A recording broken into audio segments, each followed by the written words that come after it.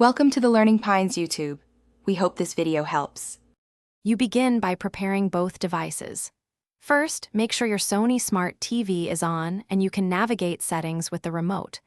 Once done, put the keyboard into pairing mode, follow its LED or button sequence, because the TV will only discover active devices.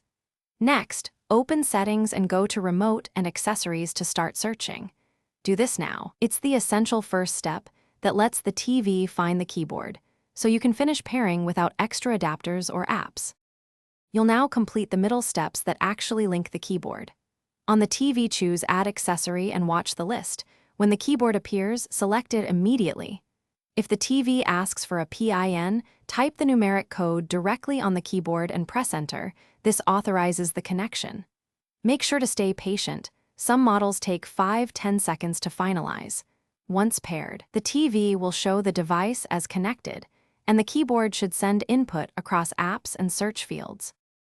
Finish by verifying input across the TV. Open Search, type a sentence, and navigate menus to confirm arrows and Enter behave correctly. If characters or layout are wrong, go to Settings System Language/Input to choose the correct keyboard layout. If things go wrong, restart the TV and the keyboard and repeat pairing. If Bluetooth still fails, plug a USB wired keyboard or use the keyboard's USB dongle if available. That single troubleshooting tip covers most connection problems. Thanks for watching. Consider subscribing if we helped you.